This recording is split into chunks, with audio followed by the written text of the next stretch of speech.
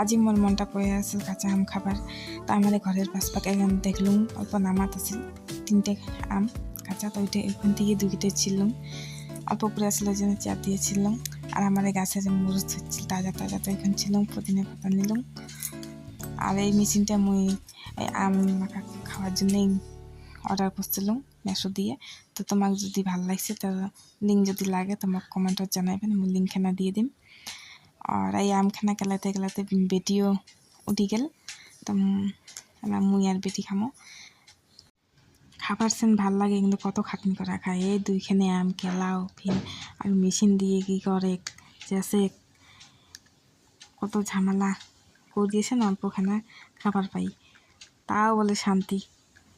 তোমার কেমন লাগে কাঁচা আম কমেন্টে জানান। মোক তো প্রিয়, মুই পাকা আম ভাল নাপাং, কাঁচা আমটাই ভাল লাগে। তো মুই খাটনি করিম তাও হলে খাম।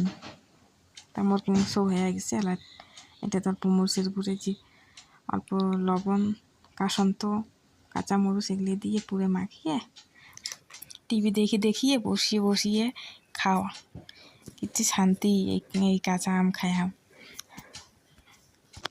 যখনকার আম ছোট ছোট আছিল তখনকার মুই মেশিনখানা কিনলুম আস্তে আস্তে, যেমন আমখানা বড় হইলে আমি খাইম।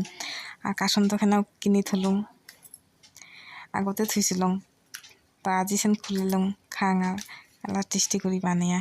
এতদিন থেকে ওয়েট করি আসলাম আমখানা এলাই যে বড় হল। তো মুই পাতাতে খাম, এগুলো বস্তু পাতাত খাবার ভাল লাগে। তো মুই আমার গাছের থেকে পাতা একটা নিয়ে আসলাম। তোমার বিশ্বাস করি না সেই টেস্টি হয়েছিল, টেঙা আছিল মিঠে আছিল, ভাল লাগিল জিভেখানাত। তো আজকের জন্য এইখানে ভিডিও। এখন যদি ভালো লাগছে সাবস্ক্রাইব করে দেন, লাইক কমেন্ট করে দেন। Bye bye.